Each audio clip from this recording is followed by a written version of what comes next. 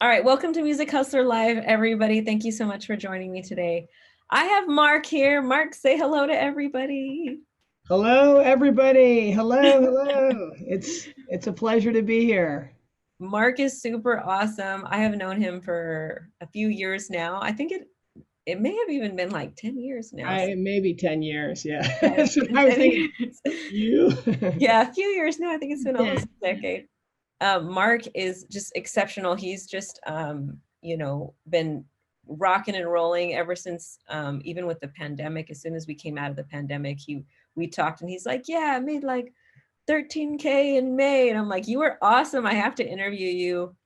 Because Mark is just always just had this really great attitude about everything, and he is not only a songwriter, producer, a writer, but performs cover songs, and that's been a subject of some of the things we've been talking about. So um, Mark, I'm going to put the spotlight on you here really quick. And if you want to just introduce yourself and tell people a little bit about yourself, and then me and Mark are going to chat, and then we're going to open up for a live Q&A so you guys can ask any questions that you want.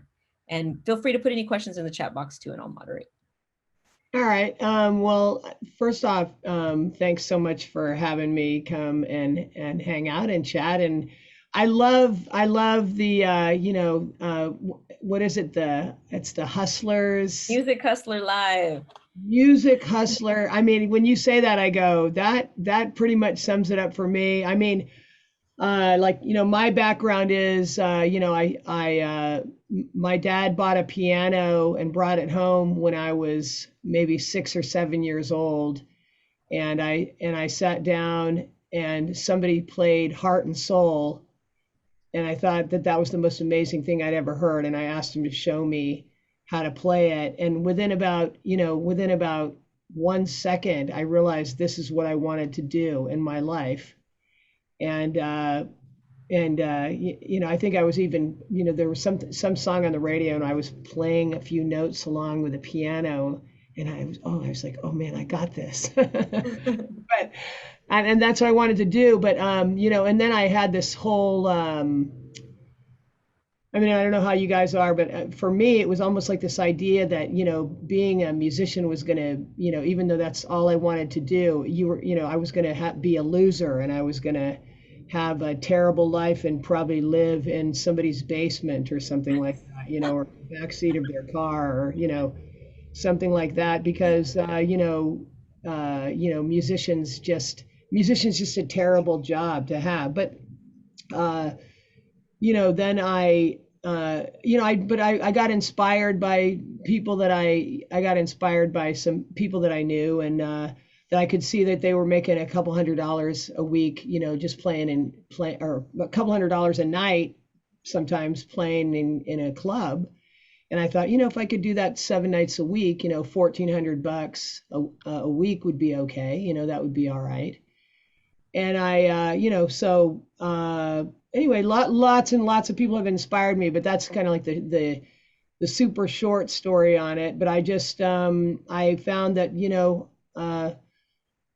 that I could make a great living. And actually, it's almost funny to me. I don't even necessarily consider that I'm making a great living playing music right now, but I mean, I made $114,000 in 2019, playing gigs, and when not just playing gigs. I can get into like how I do it, because I do all kinds of things musically to make income, but I will say it's fun, and it's one of those things like every day.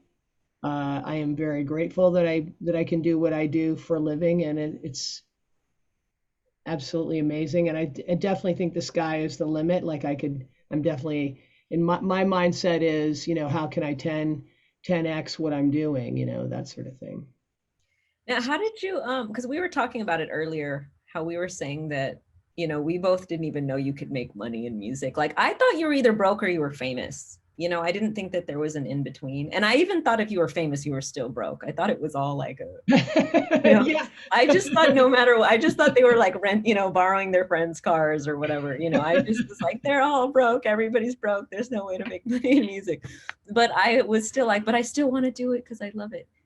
What was like, what was it that made you go? I mean, you said that you knew some people. What was it that went, hey, I think I can do this?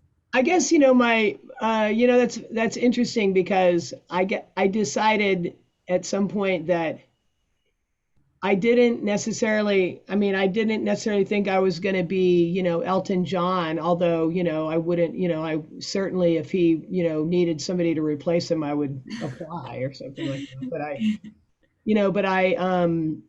I just decided uh, that, okay, I had a friend, I was living in Boston, and I had a friend that would go out and play at this, he was playing, in this place called Lily's, and it's in the Faneuil Market in Boston. And he would go down and play Lily's. This was many years ago. He'd make like $75 to go out and play, but he would make like $100 in tips or something like that.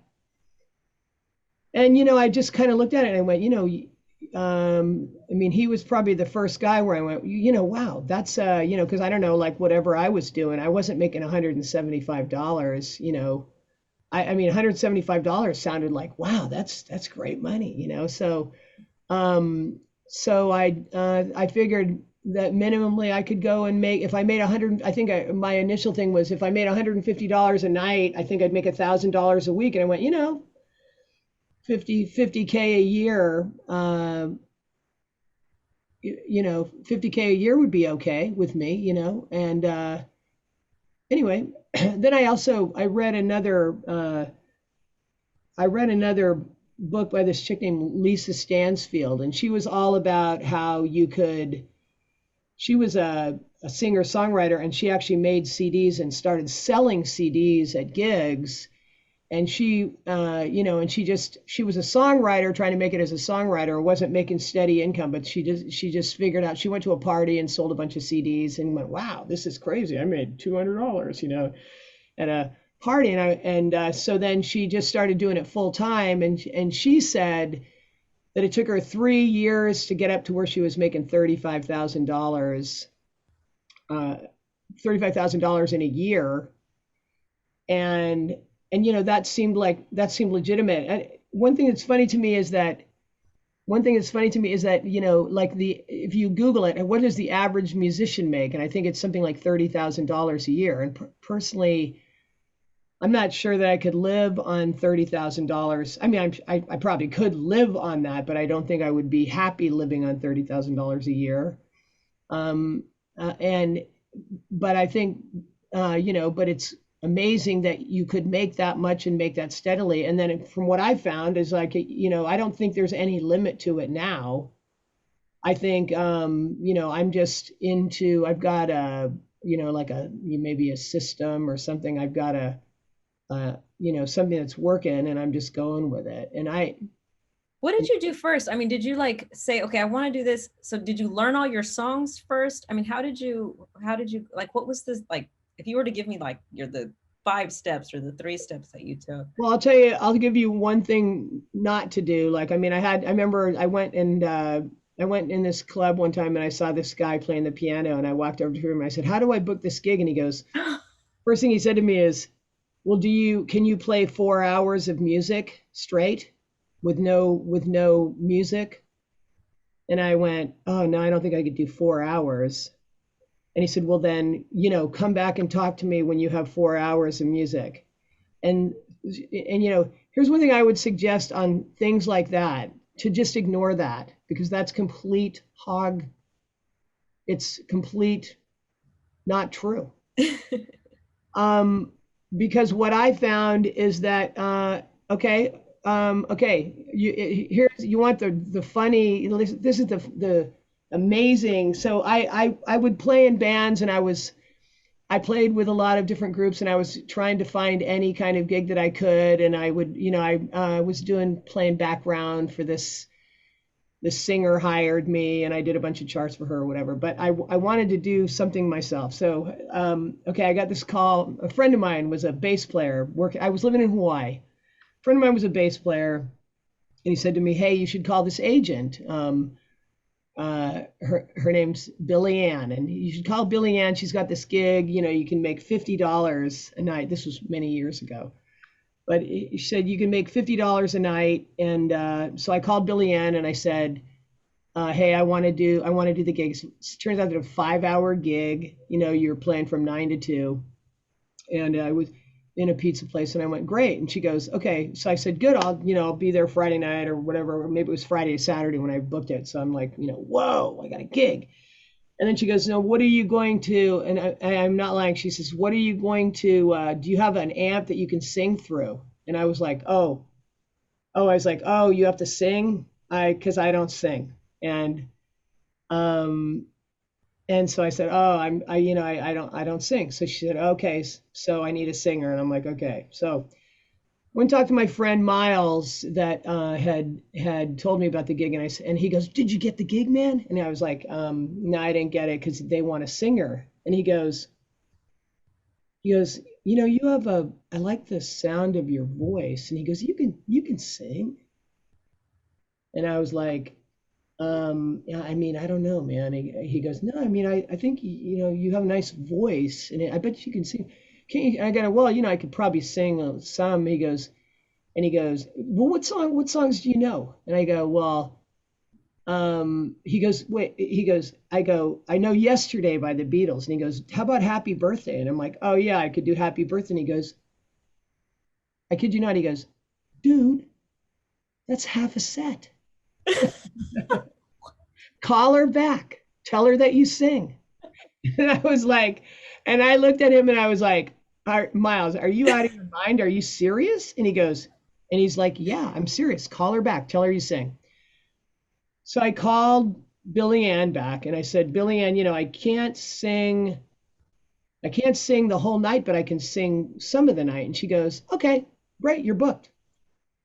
And I mean, I literally was freaking out because I did not have any repertoire. I mean, I had, so what I did was I wrote down every song that I thought I could sing. And I'm coming up with stuff like, when I heard Harry Belafonte records or whatever when I was a kid, down in Jamaica, da, da, da, da, da. I can get the words. I had a notebook. I wrote all the words in the notebook. You can tell this is like, a few years ago, but this was, now I have an iPad that has you can get any song on Ultimate Guitar Tabs in 10 seconds, so, but I literally went and did that gig. It was a 5 hour gig. I had 40 minutes of singing the first night, but I ended up doing that gig, and I did that gig for I don't know a year or two. But after 3 or 4 months, I could sing for 10 hours. I had repertoire,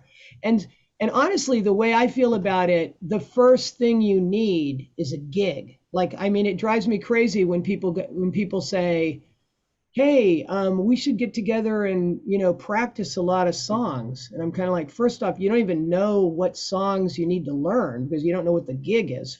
So first thing you need to do is book a gig.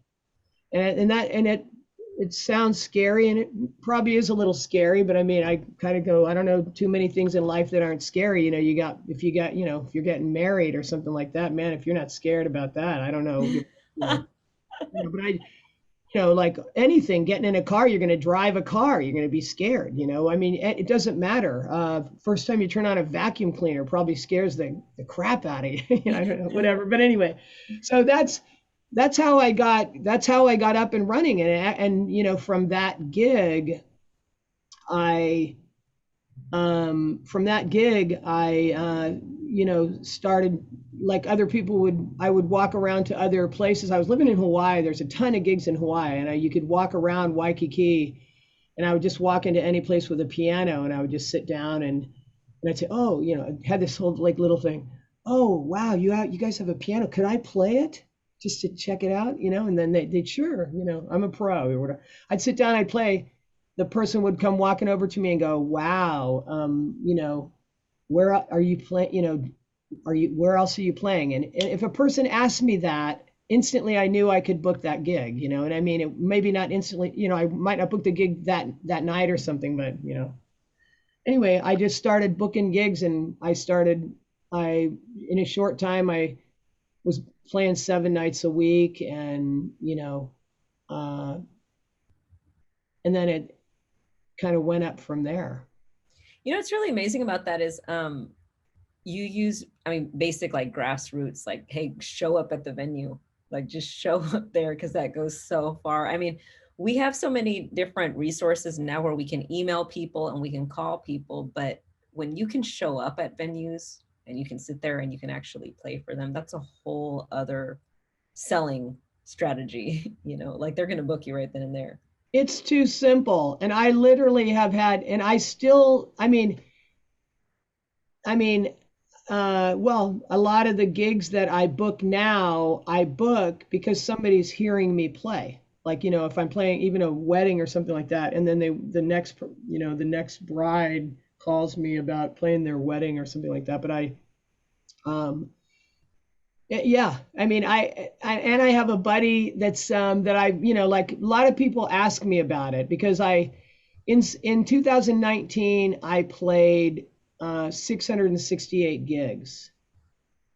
And just and I don't know what you guys are all like, what your thing is too, but I'm going to tell you also, I am a songwriter and I have original songs, and I like right now I'm getting songs produced by, like I heard somebody mention, I'm getting 3 songs produced by a guy that his first song out of the gates was a #1 song. And I just had sent out 3 songs to Nashville, and I'm super pumped about cranking out my original music, and I'm working on that like crazy too. And I plan on, yes, see, that's what I'm saying. That's what I'm saying. But at the same time, the same time, it's nice to me to be able to.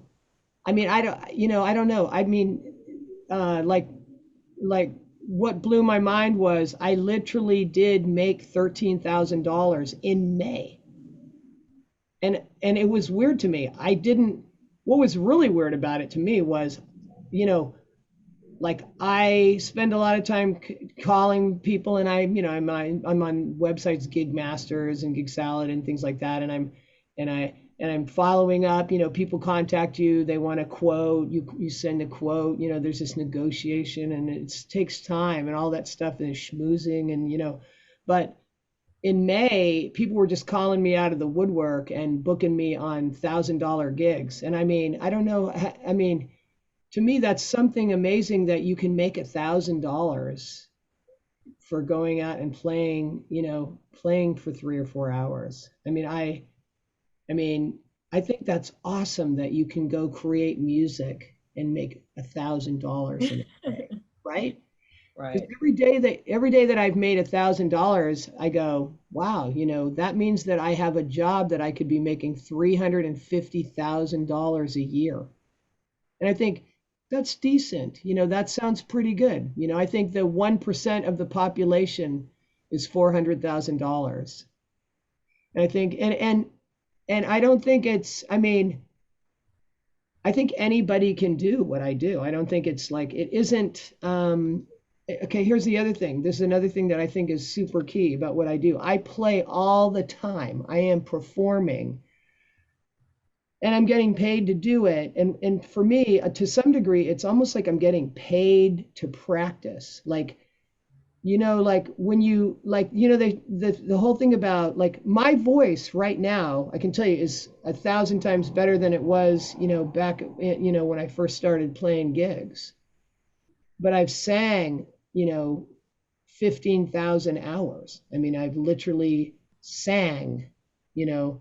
So I think you really, and my chops are so much better, and entertaining, man. I think a big part of Elton John's thing and Billy Joel and Sinatra and whoever any band that's killing it has a great show, and they don't they get out in front of a crowd and they really entertain the crap out of the crowd. And when you're like, so all of those basic things that are so important, I do them all the time. And I think, and it's doesn't matter if you're playing for one person or if you're playing for 100,000 people. You still have to engage that person to be memorable. You have to make their day. You have to make. So anyway, I think all those simple little basic things that are so important about just for you as an artist and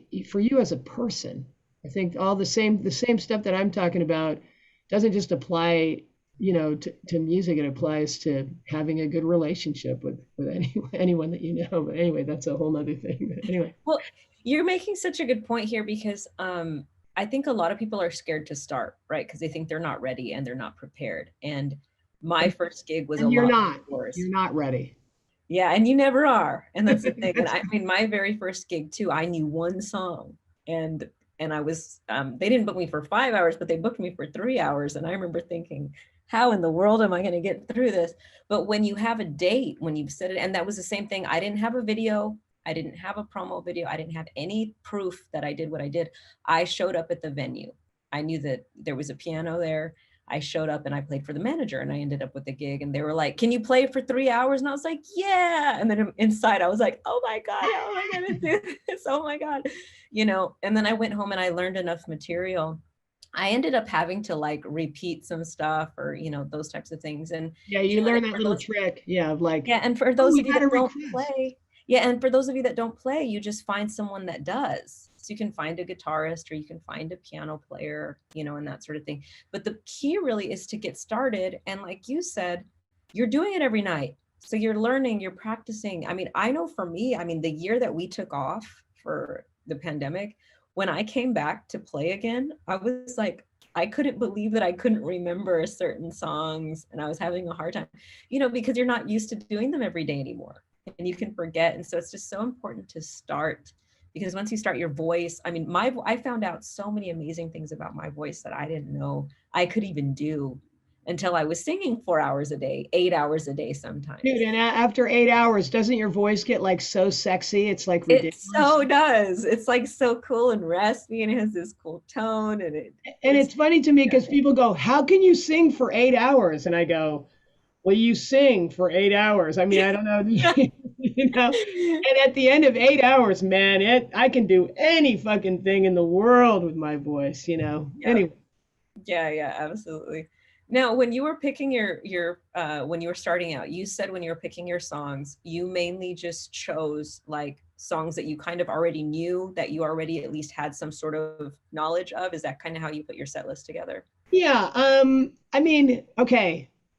I mean, this is the craziest thing. I mean, if you booked a gig, like I don't know, like the first thing I would do is just write down all of your favorite songs. Here's the funny thing to me is it almost doesn't, and I get it. Like uh it's good to play, whatever anybody wants, but it's also funny to me how just in the middle of almost any gig, if I just have this thought, I just feel like playing High and Dry by Radiohead or something, and it's just this random thing, or, thank you, or like some random Neil Young song. And I'm kind of like, I don't even think these guys are going to know Neil Young, but I'll do the song and and I like the song. So I think if you like the song, then, you're going to put it across well. But then on the flip side, I think it's you have to be you have to be smart about it too. You have to, I mean, it's kind of like, and I think a lot of this is a point that I've noticed a lot with other artists that like you do need to do something that the person can connect with. So I'm a hardcore. Like I almost have a policy that if I get a request for a song 3 times, and it's not always true, but if I get a request for a song 3 times, I probably should learn that song. And um, and it's probably now it's more like 5 times. But trust me, there are plenty of songs that I've had 100 requests for, and I still haven't learned that song. But so you don't need to feel like you're under that kind of pressure. But I do think it's like I do. Okay, it's part of the whole concept of, like, I guess, bringing value. It's like, it's like in a relationship, you don't, like if you start a relationship and your girlfriend or whatever, or your boyfriend is like, hey, could you put your shoes, under the bed? You're like, well, I just don't do that. I'm not into that. I put my shoes, in the, I hang them on the doorknobs, like, cause that's just my thing. I'm kind of like, that isn't necessary. So I am a hardcore person of like, I survey constantly. I'm constantly taking requests, and I even have a policy on it where I'll be like, and I say, at this point I have a huge repertoire. So, but I even do a thing on, I'll even say, hey, even if I was just starting out, I think I would always take requests anyway. And I used to bring a trunk full of books with me. Literally, I would, not a trunk, but I'd bring like a suitcase full of like these big fat, like, these fake books. I mean, I've got, like, if you want to hear a Broadway song, I've got the Broadway. And I had like a suitcase with all these kind of things in there, right? And now you can, now I've got this right here, and in this iPad, I have, I don't know, 30 fake books, and I've got, even more important than that, I have ultimate guitar tabs, which literally I cannot tell, and you know anyway, there's so many, I mean, I think people get too worried about how perfect it has to be, because I think if you even try to play the song and and Yes. you think you sucked at it, but if you just start playing the song, like I've had people go, oh, do you know, I don't know, all of me, and I'm kind of like, dun dun dun dun, just one note, dun dun, and they're like, that's amazing. You know what? I've had the exact same experience. And you Isn't know it what's weird? interesting too is from the stage, and I do this a lot, I think everyone expects you to, or everyone puts the pressure on themselves to go, I need to know the song from start to finish. It's got to be like I need to be able to get an A on it from my instructor at Harvard Music School or whatever. Right. And for me, a lot of times from the stage in the microphone, I'll have a conversation with the person. I'm like, oh yeah, where that song goes, all of me loves all of you. And I might just get through the chorus and I might go, na na na na, all your edges, all your imperfections. That one, and everyone's like, yeah, that's the Yeah, one. oh my Yay, that's God. amazing. And it's like you didn't even sing the whole song, you didn't do the verse, you didn't even get the words of the chorus, but because you're just giving the person attention and you're talking to them and you're kind of walking through it, you're like, oh yeah, I should learn that song, huh? You can actually have a conversation. It doesn't have to be this like epic performance. It's just kind of sing the song, and they'll still tip you, oh my god, you did such a good job. And they'll drop a $20 bill or a $50 bill, depending on the venue that you're or they'll drop a dollar. But I mean, it's kind of like, yeah, it's amazing to me how much you can get away with, but on the other hand, I mean, and I think this is such an important thing as an artist, that it's really about the intention that you have, your communication. It's not about whether it's perfect or not. It's whether it's got heart and soul. Like I remember, Beethoven, talking about, there's plenty, something like, I played plenty of wrong notes, but there's not one note that I play that doesn't have passion in it. And I think that is more important. Like, even if you're like passionately doing your own version of the song that really doesn't sound anything like the song, but you're so into it, people are like, dude, this guy's amazing. Right. Yeah, You well, and you know what I've always really learned too is it's not about the performance, um like the perfection of the song, but Mhm. also just about the feeling that you give to people too. So on top of like your 100%. passion, but hey, are you giving people attention? Are you talking to them? And me and you have even talked about how, like, on my breaks, I walk around and I talk to people. I shake people's hands. I'm like, how are you doing? Is there something you'd like to hear? Something, are you Yeah. celebrating something tonight? And then I might call them out from the stage. You know, we got Henry over here. Henry likes this song, you know, and they're just, oh my God, they said my name from the stage, you know, and just the feeling that you give people makes up for even, I mean, because I've seen some of the, like, if you ever go to the dueling piano gigs, some of those guys can't sing at all. I mean, some of Right. those guys can barely play. They can barely do anything, but they make people laugh and they make people feel good. So it doesn't even matter. People like that even more Yeah. than the epic, perfect performance. You know, that's kind of been my experience. I don't know if that's how you feel. That's amazing that, I am glad that you mentioned that because I think it's, you know, uh, yeah, absolutely. Absolutely. Yeah. And then just the little bit of like shaking people's hands, the little bit of the a little attention that you go, because most musicians don't do that either. And I always tell everybody too, make sure, and this is a big one that no one ever says, no one ever told me this, but I've learned this very, very well. Also make sure to get good with all the staff members, 100%. Like first thing I waitresses, do, waiters, managers. I say hi to I ask the bartender, "What's your name?" And my name's Mark. And the manager, the guy that's standing, the guy that's if I'm playing in a Larson's or whatever, I always am talking to the host or whatever, because yeah, I mean they get into like, pumping up your performance. And I then think also whenever they're choosing like who they're going to keep as performers, the managers always ask the staff. that's They right. always go, who do you like the most? And I've seen people get fired because they're like, I don't like so and so because she's a bitch or whatever. You know what I mean? Like, it's not even about the performance. They're just like mad because they don't like her or him or whatever. Or maybe this person's just not kind to the staff or that sort of thing.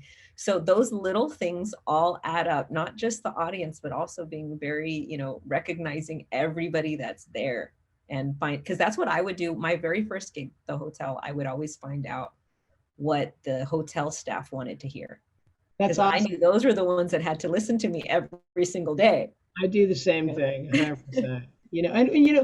And this is an interesting thing to me, like just as a subject, like if, and I don't know if you have ever gotten into this, but like I got into this big thing, like, there are some guy I would walk into some places and the tip jar is like overflowing on some performance. And I would sit there and I'd go, like, okay, how does that guy do that? What are you doing?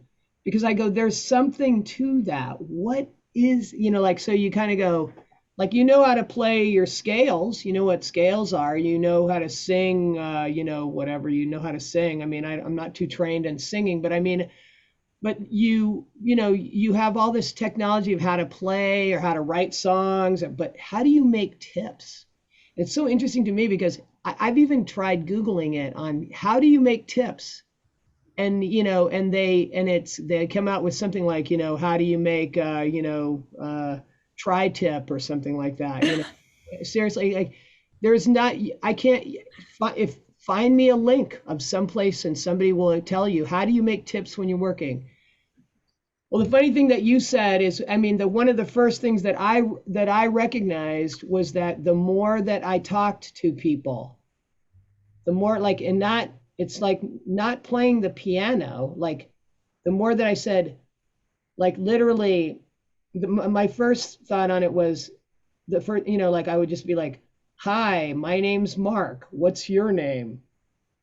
And they'd be like, "My name's Kathy," and I'd be like, "Hi, Kathy. Nice to see you." And if I did that, I would make more tips than if I sat there and became this, tried to like, I've even run into some piano players that are like, I just want to sit here and play my gig. And I'm like, okay, but but to me, like it's a funny thing. Like now, honestly, like I mean, I played a gig on Saturday night where I make $50 to play the gig, and you go, and I know plenty of piano players would be like, man, don't you shouldn't do a gig for $50. You can't make any money. But I make $167 in tips, and so I go, and it's fun.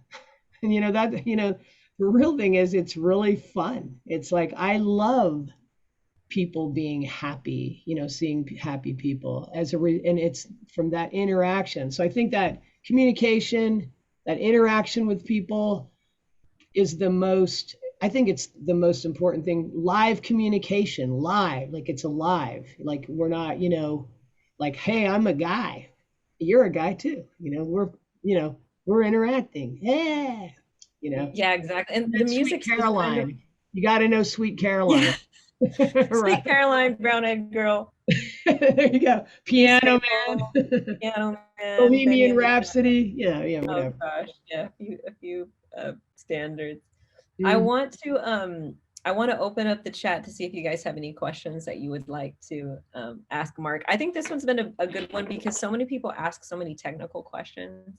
But this one, I mean, both of us both got our first gigs not having anything, not even songs. We didn't even know songs. So I think that this is a great conversation to have because although I do recommend that everyone have a promo video and have, learn some songs, obviously that's great. But is it possible to book without it? It is. That's Of how course it I is. knew one single song. I knew Rehab by Amy Winehouse. That was the only song I knew. Oh, wow. That's good. And that was the song that I sang because I was just a songwriter, but I needed money and I was tired of being broke. And so I was like, man, okay, let me see if I can make some more money this way, and ended up with my Yeah. first. And, and then and then people will ask you after, as when you're having this moment with people and then you can even mention that you're a songwriter, then everybody wants to hear one of your songs. And so you Yes. can kind of work that into it that way too. And And I then you put can sell your albums. Yeah, I put CDs on. I still put CDs on the piano, like you hear people saying, "Oh, nobody buys CDs anymore," but they do buy CDs from live. Mhm. They do. Mark, really? Yes, yes, really. Yeah, Yeah, they do. they do buy CDs they the thing the new thing to me, it's like an interesting thing. People don't. I honestly think people buy things from you not even because they even want the CD. It's because they want to help you. They like you. You've helped them. Yes. I think about that a lot. Like, what is the thing that I'm doing for other people? And it's a rather beautiful thing. It's like they're not having a good day or but in one chorus of piano, sing us the song, Yes. they're now having a good day and they're walking out of that place going, wow, this was so much fun, and it's kind of Well, like, what's the value of that? It's, and you know what I find is I see so many people and I think, because I over time, like I get to know some people and some people like that don't have any friends. They just come to that one restaurant and that's where they eat all the time. yeah, And then I'm the one person that gives them attention. And so they're going to come see me every Friday. They're going to come see me every Saturday. And if I have just a handful of people that continue to do that every week and that just enjoy my company, I now have this really great crowd of people that come to see me every week. And it's really, really exceptional because you're giving them such an incredible experience. And back to the what you're talking about with the CDs, I think people are looking at, if you're surprised that people are still buying CDs, don't think of your talent as the end product. Your talent it makes up a portion of it, but it's really the experience that you're giving to that's people. right. It That's just such a happens good to be point. through music. The CD itself, it just happens to be something that they want to buy. They'll buy anything from you. You could be selling, blueberries. Hey, I'm selling blueberries, everybody, Yeah, and I'm they'd selling probably buy the blueberries to blueberries raise money for my next CD, and people are like, and oh, they would come buy the blueberries okay. because they just want to buy something from you. Because I remember one time I was playing in this lobby and this girl couldn't speak English and I could tell she was Asian and she was going through her bags and she was going through stuff and she wanted to give me something. I could tell all she had was this weird looking keychain with like all these like things flowing off of it. And I remember she came and that was all she had and she brought it to me and she handed me the keychain. And I remember thinking how cool that was because I had given her some sort of experience and all she wanted to do was return the favor. And she had nothing to give me except for this keychain. But that's how people are. And usually it's, if they have cash, then they're going to want to tip you or they're going to want to buy a CD or they're going to want to contribute to your crowdfunding or they're going to want to, whatever it is, buy you a drink or buy you dinner or whatever it is there. They want to give you something. So as long as you have something to sell, then you can make a little bit more money and they get to take home something from you that they're going to remember. Hey, I met this person. And they're probably never going to listen to the CD, but they have it, and that's all that matters. It's in Right. their hands, and it reminds me of that experience that you gave them, which I think is incredible. It's really, really incredible. It is amazing. It's actually, it's absolutely amazing. Yeah. Heather says, what merch should we get? Oh, merch? I'm probably like the most terrible, like, see, that's the funny thing. Like I'm sure that I could monetize what I do a lot more. Like but I will say one of the things that the pandemic motivated me to do, because I don't know like what happened with you guys, but I mean, I was literally playing 15 to 20 gigs every week. I mean, and then all of a sudden I remember they shut down the NBA, and that week I was playing a gig and I went the night they shut the NBA down, they're like, oh, and I was like, oh my God, this could get kind of crazy for me because my whole life depends on going out and playing for people. And all of a sudden the next week I had like 0 gigs. So it did motivate me to, this is a very long-winded roundabout way to answer your question about what, but I think any merch, I think it's kind of like you need to try any merch because the funny thing about it is like, so I made a t-shirt. It says, "You are magic," and it had my logo on it. And I put that on and I said, and I sort of just was like, and I started streaming. I was streaming 2 hours a day for 6 or 7 days a week. Just kind of like just to try to stay out there and keep interacting with people. And I did so. I sold. I was surprised because I've never really sold merch like that, and I ended up selling, I don't know, 20 t-shirts, and that was cool. And I sold a lot of CDs. I mean, the year before, I mean, I might have sold, I don't know, 3 or 4 CDs because I didn't look on it as a income. But then during the pandemic, I think I sold, 50 or I don't know, hundreds. I don't know how many, I can't remember, but I sold a lot more CDs. And What was a big eye opener for me was I did a show and it was a good paying show. I think I made like $1,000 or something for it. And then I had a table at the end where I had all my merchandise. And I remember I made 1,500 off of my merchandise. in merch, Because there was about 300 people there. So it was like more of a concert thing. But I remember thinking I made more money off of the merchandise than I did off of the actual show. And I don't know if you guys have heard me, but I've said this before on a webinar where I was talking about how, I think it was the Rolling Stones, how they said, we're just a t-shirt company that happens to make music.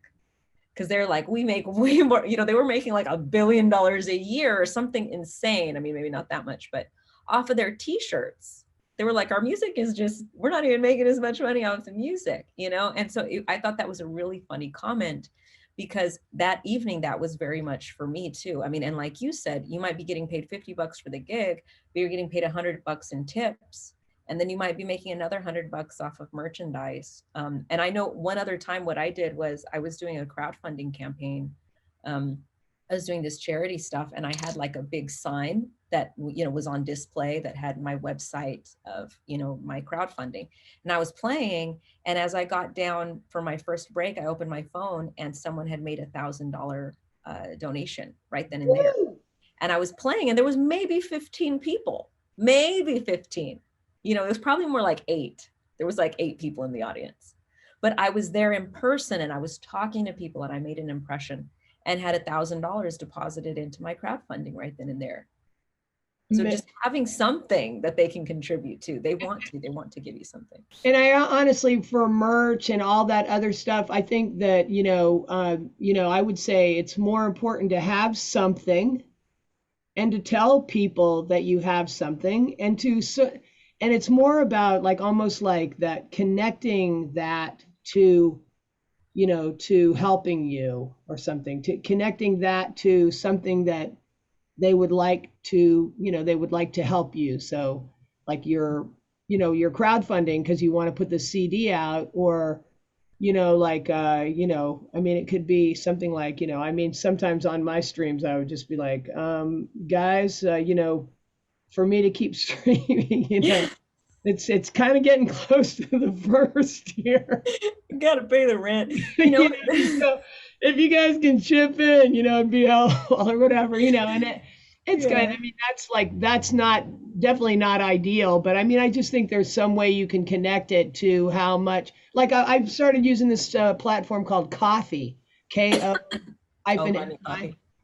and it's like and they have this concept of like, buy me a coffee. It's $3. You donate $3, and the artist, they say they don't take anything. That PayPal takes a little bit, like 10. I don't know what it is. It's a small percentage. So the person buys you a coffee for $3, and then you get a PayPal for whatever it is, 268 or something, or so it might be 10%. I just, but to me, like, so I just mentioned that in a few emails and stuff. And I had, yeah, a couple days ago, somebody just hit me $30 in coffee. And I'm like, I don't even like coffee, but I mean, Cool. and I mean all of those, and I am promoting that I'm doing all the production on, I'm doing all this production on my new songs that I'm getting produced for, pro, and it's costing a chunk of change or whatever, but I'm just, so I just think, you have to tell people. That's the main. Right. It's You do. You have to sell it. And you know what I was going to say too? I mean, we always talk about, you know, creating a feeling for people. So one, it would be, your crowdfunding that creates like this helpful feeling. They get to help you and be a part of, your journey, or you make them laugh. I've seen people that have like, hey, my single, beer drinking redneck is coming out, and I'm selling my beer bottle openers that have my single on it, so if you have a single that maybe it's a song about drinking beer, and now you have a beer bottle opener that you're selling, that's really funny, and it creates a cool feeling. And I remember one time I did a show at a dive bar in San Francisco, and I had a tip jar, and my tip jar said that I was collecting money for lap dances later. And that's all. It just said I was, because I was playing in a place where there were strip clubs everywhere. Like I was completely surrounded by strip clubs. And I was just playing at this little, rinky dink bar. And I think I got like a good 150 or $200 in tips that night. People thought it was funny. They were filming it, and I just made a joke out of it. Guys, I got to go get my lap dances later. I boom. got my tip jar right here, and just creating a funny feeling, just just creating some sort of feeling with the crowd, making them laugh or making them feel like they're helping you, or that you're helping them, that you're giving attention to them, and now they're returning the favor. I mean, it just becomes this like, I almost feel like, for me, I always just think of whatever I'm doing, I think of as if this was a house party, would we all be having fun? Like Right. this is because we're contributing to each other. They're contributing to my experience. I'm contributing to their experience. It's never just one person. So if we're all having a good time, then we all win, you know? Hmm. So I'm going to see here. It doesn't look like we have, do you guys have any questions? Put it in the chat box here for Mark. I know we're covering a lot. And I think, honestly, I know, Heather, you said it earlier. I mean, really, the thing is, it's not about being perfect at all. It's really about just creating an experience for people. Like I said, I've gone on stage and so has Mark, gone on there and just sang songs and been like, I think I know the song. I think it goes like this, or something. Or even just playing a little piece of it, people get so excited. Let me see here. Sabrina says, would you still recommend to show up to a gig and play for them? Like to book the show, Mark, like you Oh, did. yeah, 100%, 1,000%. I would recommend. I would recommend. I mean, a friend of mine, literally a friend of mine in San Diego. He just hit me up, and that's what he has been doing. He lives in San Diego, and he's just went around to a few places, and he says, he's a guitar player, and he said, it's probably that I have an amp with me, like he's pulling an amp around because I think he's out busking or he's doing something. So he's got an amp with him, and he's playing, and he has his guitar on his back, and he walks in, and he's like, first off, you can tell he's a musician, like it's very obvious. But I mean, he was telling me he's booked $1,000 worth of gigs, in the last few days. And I'm kind of like, for like, he's got $1,000 a week, which he was just super blasted about. And um, I 100% would just, I mean, I would definitely recommend, especially if they have a piano or an open mic. There's a lot of places that'll have an open mic. I'm not a super big guy on like, I don't, going out and playing open mics, as a, but I think there are venues that have an open mic and they'll take some of the best performers and have them come and play and they'll pay them a little bit of money. Uh, but I mean, the another thing I wanted to mention this.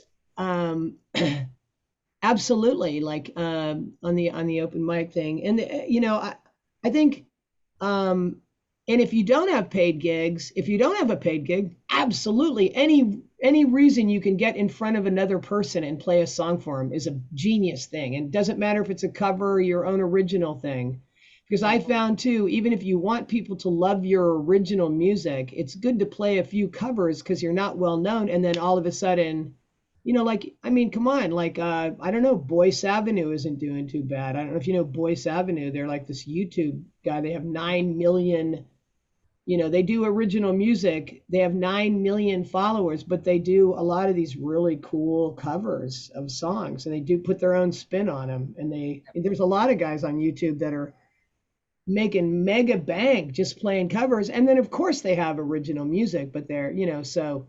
Oh, you know what I was going to say too? That actually reminds me. If you guys have not watched Selena on Netflix, Selena was the norteño singer that was murdered a long time ago.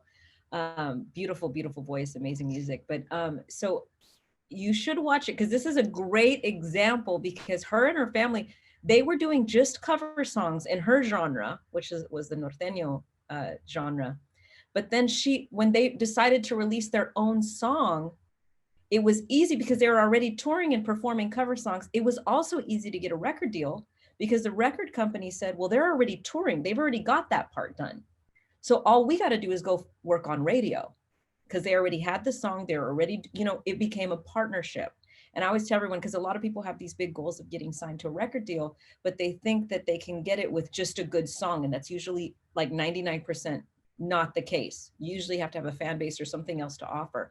If you're already touring and can already get in front of people because you're booking shows through cover songs, but then bringing in your own original music as well, because people are going to want to hear your original songs. When they hear you do cover songs, they go, what about your music, Mark? What about your music, Christine? Play an original.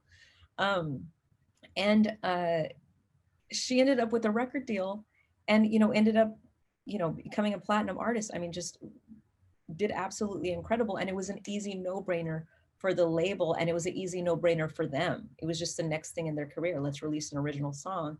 And they had a #1 within the first 3 songs that they released or something like that, because they already had an audience. They were already performing. So I think it's just an excellent, excellent business plan. Just as a business person, as a small business owner in our music, covers are always a great way to get more attention to our original songs and to get people to pay attention, because that's the hardest thing, is to get people to pay attention. That's right. And attention is really the bottom line. I mean, you're going to have more fun the more attention that you can get. Yep, absolutely. Let me see if there's I was going to say one other thing on that is that, like, so you can walk into the venue, but one thing that I did that I thought was,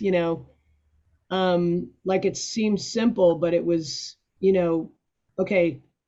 So I just went on Yelp and I typed in live music. And, so then they give you the closest live music to you. So then I just went to the first one and I, called them and I said, hey, who books the live music? And, and I just went down the list, and I think within, 2 or 3 phone calls, like of just, I ran into a guy like, oh yeah, we have a piano, and can you send me a link? And I sent him a link, and then he said, I'll check it out. Call me in a couple days. I called him in a couple days. He said, yeah, can you do Tuesday night? Whatever it was, 8 to midnight. And I did that gig for 5 years, and I, made $200, or maybe never made it $200, so I don't know what that is, once a week, 50 times 200 or whatever that is, $10,000, like, so I made, $50,000 from that phone call, you could say. And I mean, and I met a lot of people. I met at that gig. I got to play for all these celebrities because it was this kind of like, wild bar. And I met all the guys in the, I don't know, I met um, Drew Barrymore came in there one night and just sat next to me for like an hour and a half with her husband or whatever to be. And we just had the greatest chat or whatever. Just, but I mean, that was, like that's you just call, anywhere, there's a lot of ideas. I've gone on other piano players' websites. Where are they playing? Call them, like call the venue. Say, hey, who books it?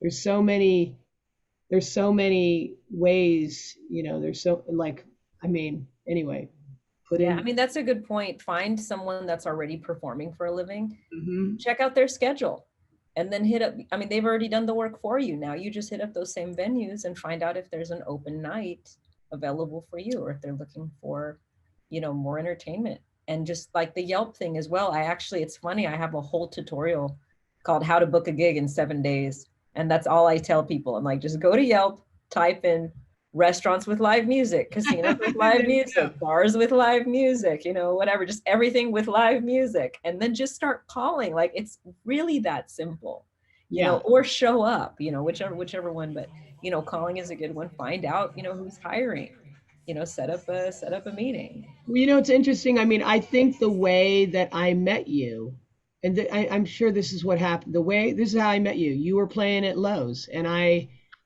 knew that Lowe's had live music, and I went down to Lowe's, and they said, "Oh yeah, it's Christine, man. She plays here." And I was like, so I introduced myself to you, and we had a really, it was almost like, hey, you play her? Yeah, me too. I'm a piano player. Here's my card. Oh, here's my card. And then I just put you on I think I put you on my email list or something. And then you called me up to when you went on, like you went on did a vacay or whatever. And you called me, can you cover a couple nights? And, I ended up booking a gig for meeting you. Yeah. Well, and that's the thing too, is it's like other musicians will call you when they need coverage, because like, let's say I had a gig tonight, but then I got called for a wedding that's going to pay me more.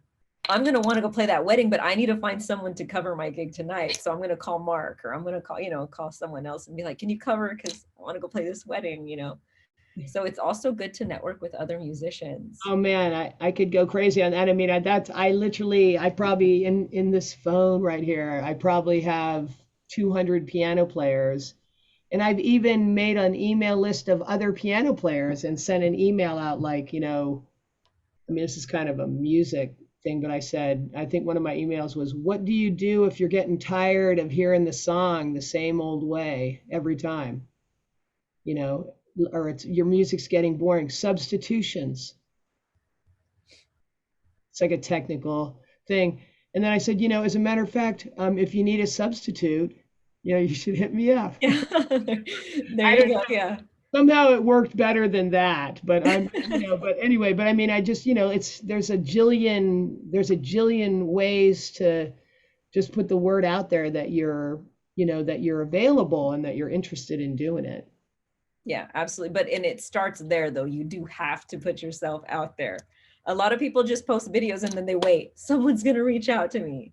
Waiting or getting a manager is the worst possible thing that you can do. I mean, oh, can I just say one other thing that may be this might even be more helpful to you guys. I see another thing that I think is key is that, maybe playing live gigs isn't really your thing, but I do this a lot. Like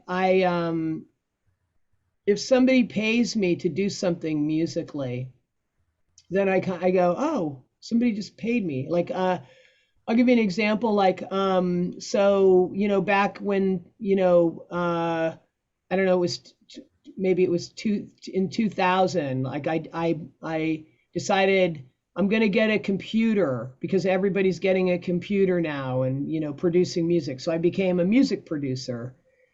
I didn't even know I was a music producer, but I just thought, I'm going to get a computer and I'll be able to record myself and I'll, have a win a Grammy and, and I'll be able to make $1 million, but so I didn't necessarily win, I haven't won the Grammy yet. I haven't made the $1 million from music production or anything like that, but I just started, I didn't really know much about it. I was just learning how to produce music and I would write songs and and I was just producing them any old way I could. And I just posted them online. And I went to a party and a gal, I told a girl I was a songwriter and I told her I had songs on my website. And I got to tell you this, I had another guy that won a Grammy that told me, why do you post crap on your website?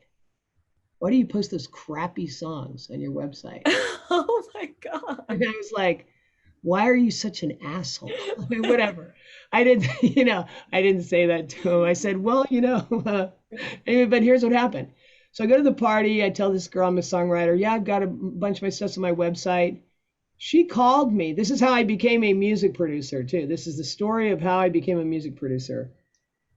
The girl called me up and she said, hey, I don't know if you would, I'm a songwriter too, and I don't know if you would be willing to produce some songs for me. And I was kind of like thinking at the time, I don't really have time. I'm thinking in my head. And she goes, I'll pay you. And I went, I would love to do it.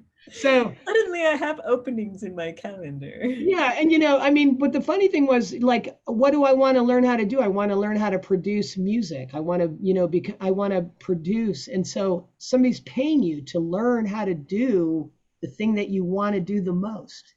So but for me, instantly I went, oh wow, that's really an interesting thing. Somebody wants to pay me. And I went, so I kind of went in my mind, what job am I doing? And that's where I went, oh, I guess I'm a music producer. So I started telling people, hey, I'm a music producer. And I'll say, I do produce a lot of music. And I mean, I've produced stuff that was on TV. That's the other thing I wanted to say. I'm talking all about playing live, but I get a lot of gigs as a producer. I do, I have a songwriter that I work with every week. And, I do like 8 hours of work or more, for her. And it's pretty, she pays me okay. And I love producing music and I love to get paid to do something that I love. And I'm getting better all the time at producing. So I'm getting paid to get better at doing the thing that I want to do the most in life anyway. So I would say that I've always been aware of if you're getting paid, if somebody offers, yeah, you can call it, it's a side hustle. I mean, it could be your main hustle, I mean, it's kind of fun. It's almost funny to me because yeah, it's just like being aware, like somebody's offering you money, and I kind of go, oh wow, if one person will offer me money, more people would offer me money. Maybe I want to do that, especially if it's something that I want to do and be able to do really well. Like, anyway, right. No, I think that's so great. I think it's like right on. I mean, if you can get paid to get better and to learn how to do the thing that you want to do anyways, say yes. That's what I always tell everyone. Say yes to like everything that gets thrown your way, as long as you feel like you could, give it a chance. I mean, don't say yes, I'll join the gymnastics, team or whatever. But I would even say, like, even if you're not confident, go for it. You can try it. You can decide to give it away for free if you want to, but you can tell the guy, yeah, I can't charge you, but or charge him less, or like, I mean, you can tell him $50 an hour and then charge him 20 or something, yeah. like, well, and I'll tell you guys too, even in the music stuff, like we talked about, I knew one song, and when they said, can you play for 3 hours, I said sure, and then figured it out. It's like my 2 songs. I love that. That's half a set. Happy birthday. I know, I was yesterday. That's great. But for me, even when I got into PR and marketing, like other people said, hey, Christine, can I pay you to do my marketing? And I'm like, I guess so. Sure. And then, they'd pay me and I would charge them very little at first because I was seeing if I could actually do it. because I had done it for myself for so long. And I'm like, well, I've done it for myself. I could just do the exact same things for other people. And then, alas, this whole other part of my music business came alive, the marketing and the teaching and even doing this. I mean, so many of you guys have so many different talents, not just in the music, but in the songwriting, engineering, writing, producing, performing, like so many different things that you could be monetizing off of. So just say yes to it all. And if you just feel like you're going to take a small amount, then just take a small amount, but you're getting paid to learn. So you're still getting compensated for your time, which is very, very cool. I think that's a big, if everyone just learned how to say yes to things, and instead of saying, I'm not prepared or I'm not ready yet, I think that would just alone would change everyone's lives. Just Yeah, that one thing. absolutely. I mean, I didn't want to do lessons for a long time on anyone, and I don't do a lot of lessons. And but I do a few lessons, and it's an interesting thing to me. Like once I get into it, like, wow, how do you teach? You always learn something. You learn a lot when you teach. Yes, yes, yes. And then there's certain things that they ask you, and then you have to figure out how to learn so that you can then teach them. And everyone always says, I love the saying that it's like, all you have to do is be one step ahead of your student. That's all. Just make sure you're one step ahead of them. You can always teach them something. So there's, I mean, so many different opportunities to monetize here. So I think we've covered so many really, really incredible things here, Mark. Thank you. And I think that's the biggest thing that what I love about you is your attitude towards everything, because I think apart from you being talented and apart from you being like, honestly, the hardest working performer that I know, I don't know anyone. I was the only one I knew that had done like 400 gigs in a year. But you're like, oh yeah, I did 685 or however many you did in 2019. And I'm like, okay, you just totally blow me out of the water. And I know how much work goes into that and how much hustling. So I just want to say how much I admire you for that. And, the whole music hustler, it's not just about talent, it's about working hard. It is about, it's so much more of it is, so much. I think marketing is like, I mean, I mean, I'm sure I'm an amazing artist. I have no doubt about that. I mean, but I'm definitely a marketer. I definitely talk about it and I tell people what I do. And you have to do both of those things. Yes. It's kind of an interesting thing. Like I've looked at it like, like it's an interesting thing like to me to compare, like, I don't know if you, Monet versus Van Gogh. I know who you're talking about. These are impressionist artists, and I mean, to Okay. me, I like Van Gogh more than I like Monet as an example. Monet. Oh, you're talking about that part. Okay. I thought you were talking about the singer. Oh no, no. Oh, Oh, there's a singer Monet too. No, I'm talking about the impressionist artists in in France or whatever during the impressionist era. Like you see this a lot with. You could take a same kind of thing. Bach versus Chopin. Bach had 10 kids. He lived with kings. He had 10 kids. Come on. At one time there were 60 organists in Germany that were Bachs. That's just from him, like, so Bach was a marketer. Chopin, he probably died, because he couldn't get medical help or something. He was, he wasn't good at handling finances. I mean, and it's not a reflection of their talent. not at all. I mean, technique, Chopin practically created piano technique. He practically turned nothing into this thing called technique. And he came up with etudes and all these, but anyway, so talent, well, I don't know. I probably like Bach more than Chopin. I don't know. But actually, I don't know. It's kind of just saying that. I go, I don't know. Chopin, man, had some pretty crazy good stuff. But yeah, you can have the amazing talent, like Van Gogh had amazing talent, but he was working in a bank when he was 30 years old. He was working as a teller in a bank. I mean, and there's a famous painting he did of his bedroom. He was like living in a farm, he was a farm hand and he had this little bedroom. It's beautiful. He got a good painting out of it. But Monet, on the other hand, like, man, he had a big house, he had parties, he had a fish pond. He painted, you know, he's got thousands of paintings of lilies because they were all in his fish pond, and he was just a marketer. So I go, there's a, you know, like it's a, you should, embrace it, love it. You know, it's part of you know, being happier and being more successful. And Yes. Yeah, yeah. absolutely. Absolutely. Well, thank you so much, Mark. Where can they, because I've always said you have such a great email list. I love the emails Oh, that you send out.